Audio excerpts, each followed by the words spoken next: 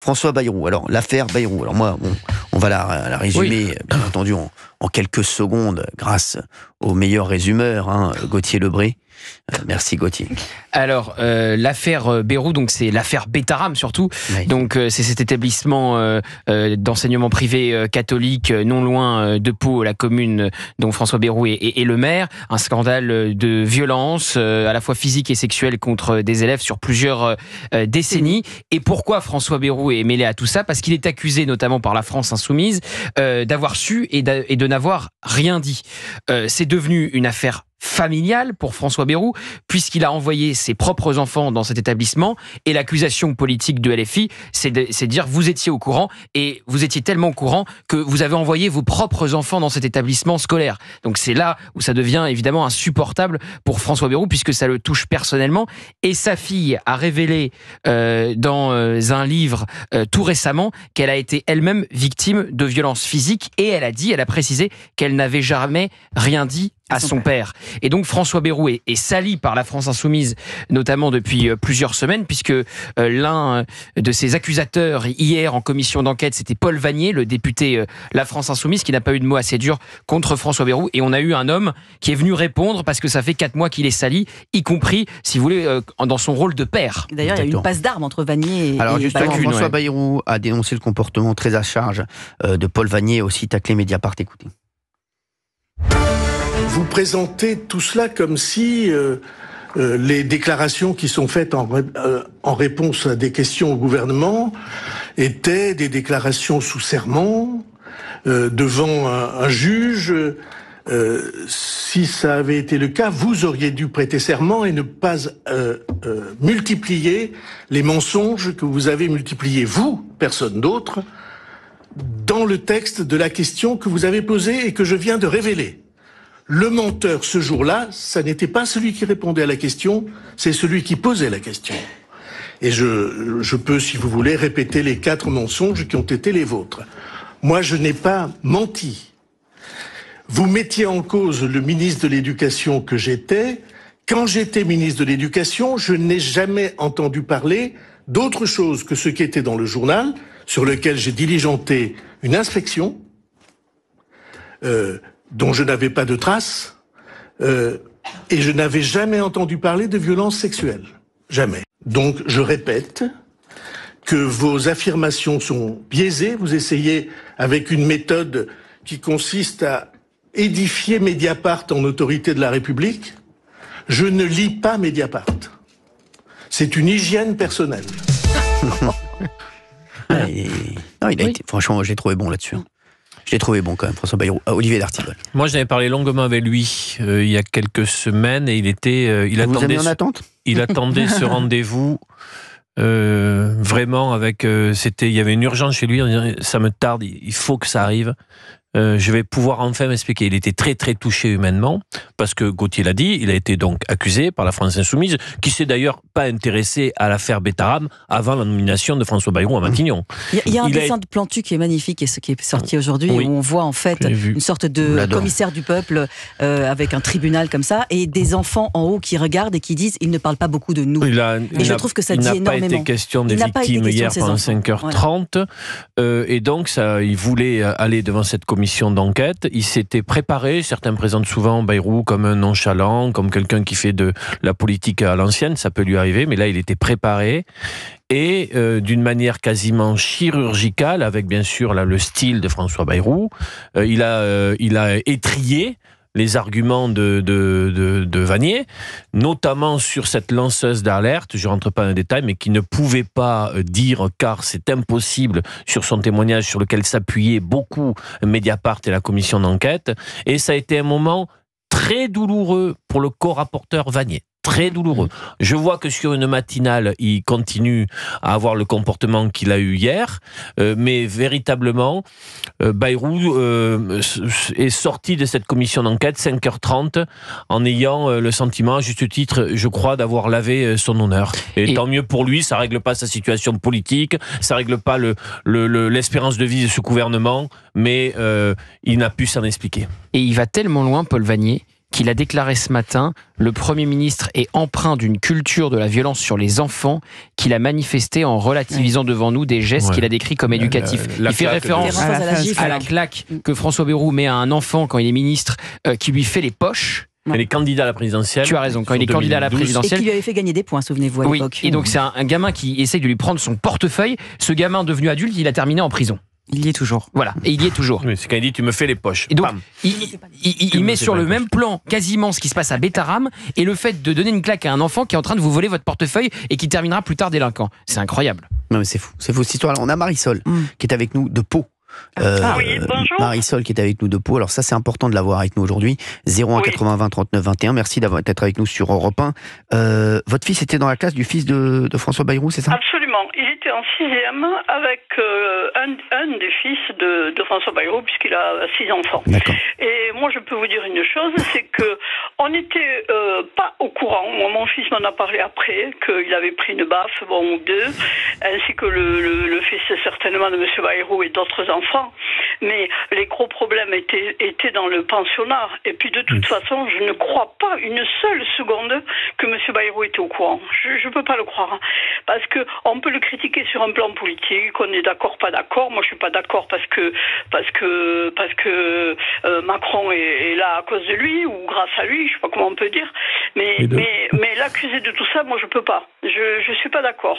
On est dans un pays où dès qu'il y a quelqu'un qui fait quelque chose ou qu'il y a un problème, on lui enfonce la tête dans le sable jusqu'au bout, quoi. C'est incroyable. Je peux pas. Est-ce qu'il y avait quand même, pardonnez-moi, parce que vous étiez une parent d'élève, donc, est-ce qu'il y avait quand même, dans l'air, si j'ose dire, des rumeurs qui flottaient sur une ambiance particulière alors, vous avez évoqué le pensionnat, mais dans tout l'établissement et la congrégation en elle-même? Moi, personnellement, je n'ai rien entendu à l'époque. On savait que c'était très sévère. Moi, mon fils, pour tout dire, comme il a fait 1 an à Bétarame, je l'ai remis après au collège de Naï. Il y avait le paiement parce que c'est quand même du privé. Mais jamais on a entendu des trucs hyper graves. Vous savez, et puis de toute façon, je vais vous dire un truc, les rumeurs, il y en a partout des rumeurs. Même dans les lycées, même dans privé, public, des rumeurs, il y en a toujours. Mais moi, à l'époque, j'ai rien entendu de tout ça. Et mon fils qui était dans la classe de son fils ne m'en a pas parlé, ne savait pas. C'était quelle année, à peu près ? Entendu parler après au fil des ans, parce que moi j'habitais là-bas, donc j'étais à Naï où j'ai été commerçante jusqu'en 96. Donc voilà. Mais moi je pense pas que M. Bayrou, s'il avait eu connaissance de choses graves comme on le dit, mais jamais il aurait laissé ses enfants. Et puis comme je vous ai déjà dit une fois que je suis intervenue, je connais sa femme qui était une de mes clientes. Je peux pas le croire. Il a des défauts politiques, on peut le critiquer sur plein de choses. Mais là-dessus, moi, je ne suis pas d'accord. Tu saches, pour faire écho au témoignage... Je vais vous dire, je l'ai regardé hier, j'étais ravie de son intervention. Oui, moi aussi. Franchement, j'étais ravi. Là, il a fait fort. C'est une de ses meilleures interventions, je trouve, à François Bayrou depuis le début. Il a été bon. Ça c'est sûr. C'était vraiment... ça m'a fait plaisir, parce que, comme je vous dis, sur un plan politique, on pense ce qu'on veut. Mais enfoncer la tête de quelqu'un comme ça, et puis mince, il faut penser aux enfants. Tout ça fait du mal à la famille. Tous ces... c'est bon à rien, là, qui passent leur temps à critiquer. Il y en a un peu marre. Pour répondre à Valérie, pour faire écho au témoignage de notre auditrice, il faut savoir que les victimes étaient internes. Et un profil se dégage... Et un profil se dégage au regard de l'enquête qui a été menée et du livre qui a été publié. Parmi ces internes, c'était les internes les plus fragiles, avec une cellule familiale qui n'était pas très présente, qui restait là le week-end. Ils cherchaient les brebis les plus faibles. Bien sûr. Donc il est dédouané. De fait, à cause de ça, à cause de ce profil, pour toi, la famille Bayrou est dédouanée. Non, non, attention, c'est pas le même profil. Non, ce que je veux dire, c'est que... Attention, parce que la famille Bayrou a été victime aussi. Non, je ne dédouane pas. Ce que je sais, c'est que nous pouvions être dans le sud-ouest informés d'un système éducatif rugueux que, en effet, quand tu disais fais attention si on tue par Bétaram, tu le vivais pas bien. Donc on savait qu'il pouvait y avoir des châtiments, des gifles, etc. Ça, on le savait que c'était dur Bétaram. J'ai des copains moi qui sont allés à Bétaram, ils n'ont pas eu une scolarité, c'était pas simple. En plus, c'était un environnement un peu dur. Mais François Bayrou n'a pas été informé de crimes pédos. D'agression sexuelle, d'agression physique. Ça, non. Après, il y a un professeur de mathématiques qui dit le contraire. Non, parce que c'est la professeure, ce prof. Sur lequel s'appuie. Non, mais c'est vrai, Géraldine. Madame Goulung, exactement. Oui, alors ça a été démonté hier en commission d'enquête. C'est la première heure de la commission d'enquête. Elle ne peut pas avoir dit ça. En tout cas, ce qu'elle dit est impossible. Parce qu'elle dit que c'est pour venger le père Caricard, je n'entre pas dans les détails, mais le calendrier ne correspond pas, puisqu'il se suicide 10 mois après.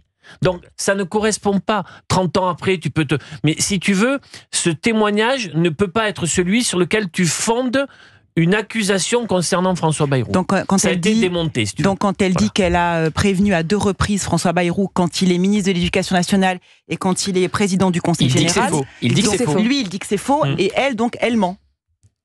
Oui, alors il dit que... Parce qu'elle a été sous serment, elle aussi. Oui. Donc, les deux sont sous serment. Alors, mais je veux dire, il n'y a pas un sous serment qui est plus valable que l'autre. Après, je ne sais pas, Géraldine, si tu as regardé simplement sur Twitter, sur ce qui a pu passer. Non, c'est repassé sur la chaîne. Mais si tu peux, ça prend du temps, mais regarder l'ensemble de l'audition, notamment les 2 premières heures sur cette dimension-là que tu évoques, c'est assez chirurgical, la démonstration de Bayrou. Et y compris, on a vu Vanier...